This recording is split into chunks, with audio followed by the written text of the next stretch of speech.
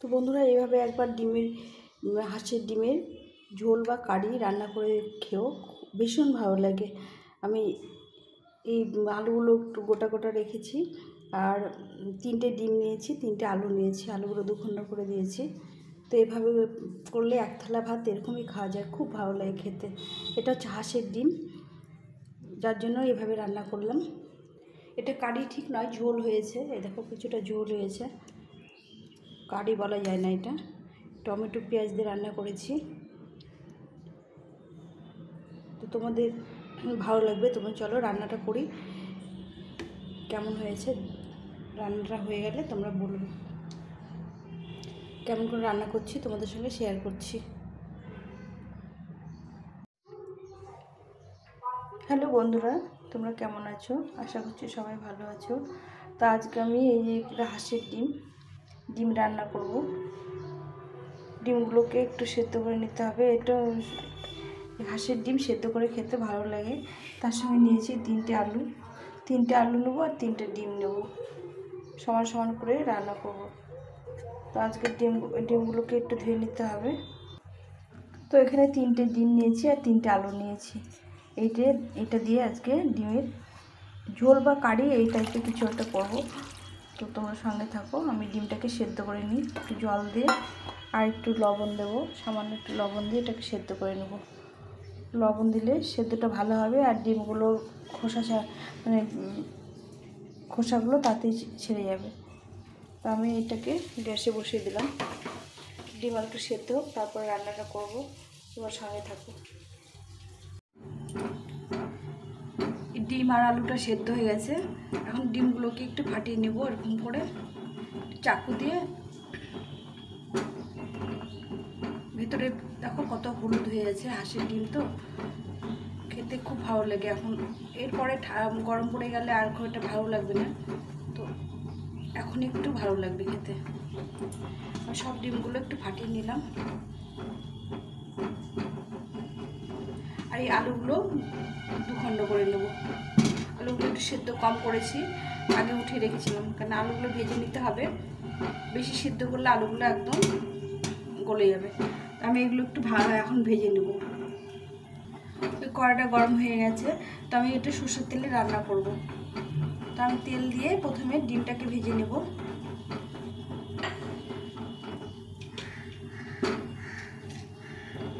তেলের মধ্যে সামান্য একটু লবণ দিয়ে নেবো, তাহলে লেগে যাবে না ডিমটা।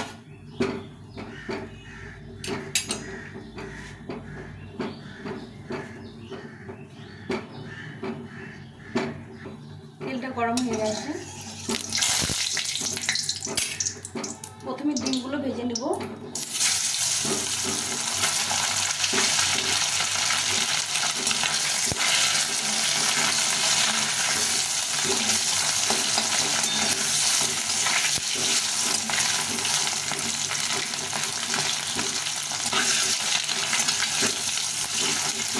একটু লাল লাল করবো, বেশি ভাজবো না।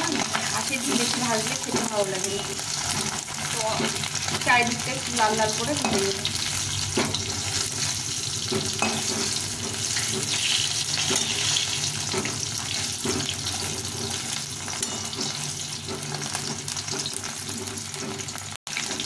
ডিমটা ভাজা হয়ে গেছে, উঠিয়ে নেব।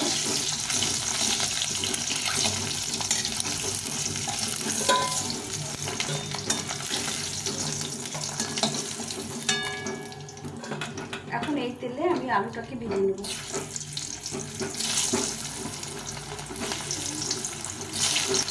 এখানে 3টে আলু দিয়েছি, ছোটো হয়েছে। 3টে ডিম, 3টে আলু।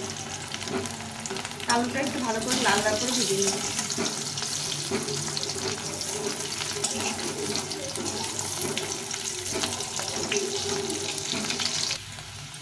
আলুটা লাল লাল করে ভেজে নিয়েছি।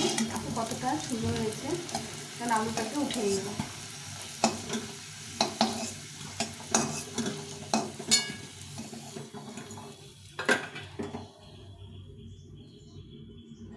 গ্যাসের ফ্লেমটা কম করে দিয়েছি। এখন আমি একটু তেল দিয়ে দেবো এর মধ্যে।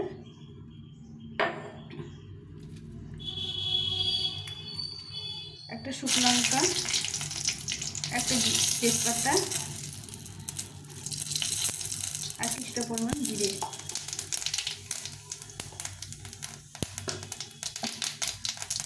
এখন দিয়ে দেবো এখানে পেঁয়াজ কেটে রেখেছি, দুটো পেঁয়াজ বড় বড়, ওই পেঁয়াজটাকে ভেজে নিচ্ছি।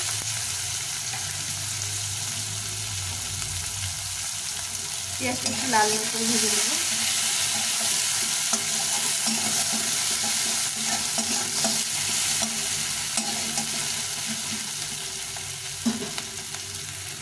পেঁয়াজটা ভাজা হোক ততক্ষণ আমি আদা রসুনটা বেটে নেব। পেঁয়াজটা ভাজা হয়ে গেছে, দেখো একটু লাল লাল হয়েছে।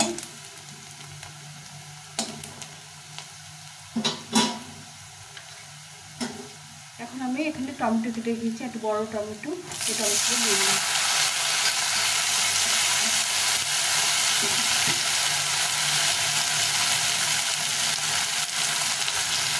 সামান্য লবণ দিয়ে দেবো টমেটো গলার জন্য।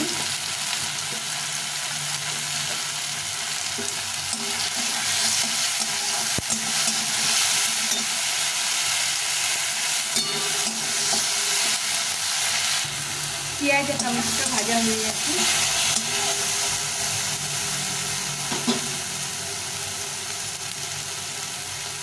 এখন আমি এখানে একটু জল দিয়ে দেবো। এখন দিয়ে দেবো 1 চামচ মতো জিরে গুঁড়ো, একটু লঙ্কা গুঁড়ো, লঙ্কা গুঁড়োটা একটু কম দিলাম,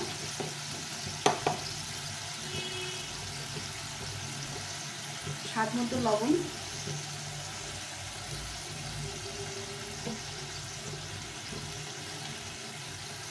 হলুদ গুঁড়ো,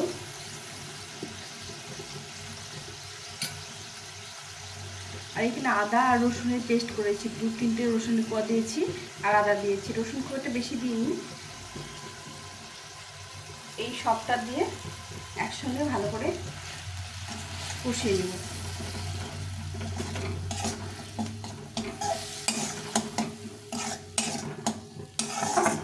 এটাকে অনেকক্ষণ ধরে সুন্দর করে কষিয়ে নেব। মশলাটা কষা হয়ে গেছে, এখন এর মধ্যে দিয়ে দেবো এই আলুগুলো ভেজে রেখেছিলাম, আলুগুলো দিয়ে একটু কষিয়ে নেব।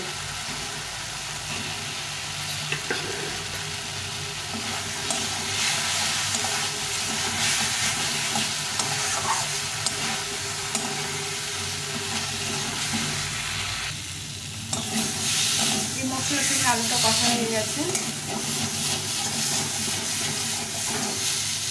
এখন আমি এখানে জল ফুটে রেখেছিলাম, জলটা দিয়ে দেবো।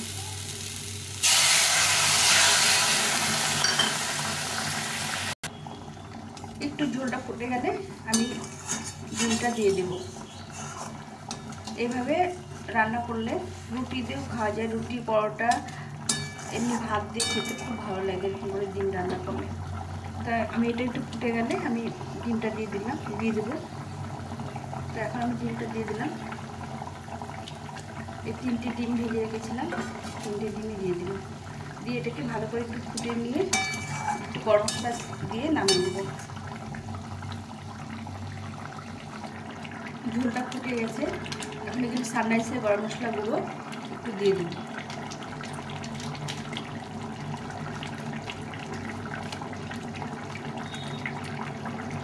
আর একটু ফুটে গেলে নামিয়ে দেবো, ঢাকা চাপা দেবো একটু।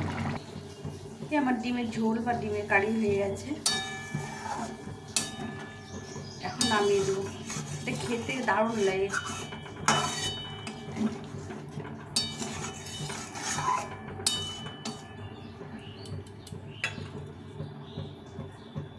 তো বন্ধুরা, কেমন লাগলো আমার রেসিপিটা তোমরা অবশ্যই কমেন্ট করে জানিও, আর ভালো লাগলে লাইক কমেন্ট শেয়ার করো, আর নতুন বন্ধুরা অবশ্যই সাবস্ক্রাইব করে পাশে থেকো। তোমাদের যদি ভালো লেগে থাকে রেসিপিটা। তো আমার ডিমের ঝোল হয়ে গেছে, এখন নামিয়ে দেবো।